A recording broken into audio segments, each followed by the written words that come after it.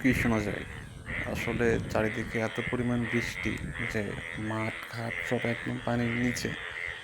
তারপরেও এই হালারপুতের ব্যাঙেরা pack, pack, pack, pack করতেই আছে। মানে এদের পানি দিয়ে হচ্ছে না, এদের পানি আরও লাগবে। আরে ভাই এবার থাম তোরা।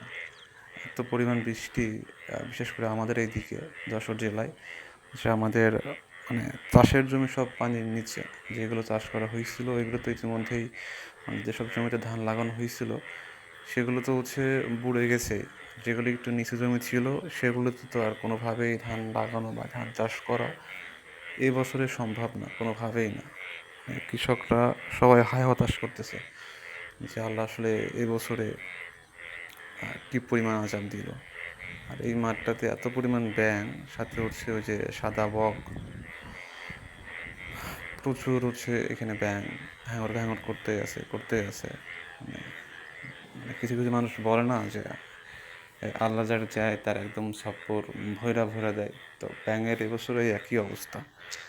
ওদেরকে পানি এত বেশি পরিমাণ দেওয়া হয়েছে, তারপরেও আকাশে একটু মেঘ দেখলেই ওরা ঘ্যাঁ ঘ্যাঁ ঘ্যাঁ ঘ্যাঁ করতেই থাকে।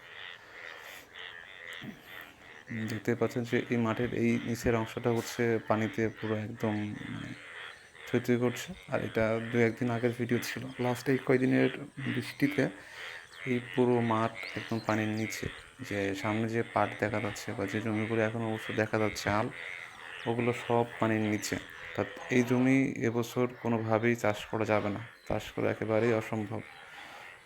আর বৃষ্টি হওয়ার কারণে এই মাঠে প্রচুর পরিমাণ বক পাখি আসছে আর কি। মানে এমনিতে আকাল সকালই প্রচুর চারিদিকে বক থাকে, তবে এবছর দেখছি একটু বেশি। আর এদিকটা দেখেন আকাশটা মেঘ কেটে যাওয়ার পরে কি সুন্দর একটা আকাশ। আর একই সাথে হচ্ছে এই জমিগুলো দেখেন সব পানির নিচে। এখানে কিছু কিছু জমিতে ধান ছিল যেগুলো পানির নিচে চলে গেছে, কিছু কিছু জমিতে ধান লাগানোর আগেই পানির নিচে চলে গেছে। সব জমি এবছর কোনোভাবেই চাষ করা সম্ভব হবে না আর কি, কারণ বৃষ্টি তো কোনোভাবেই থামে না বা থামছে না, এখনও বৃষ্টি হচ্ছে। এই কাছের দিকটার জমি কিছুটা উঁচু ছিল,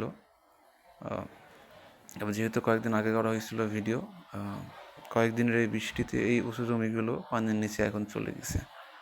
আর আমাদের মাঠটাও কম বেশি মার্শাল্লাহ বেশ বড়, একবারে ছোটও না আবার খুব বেশি বড়ও না, ওই মাঝারি আকারের।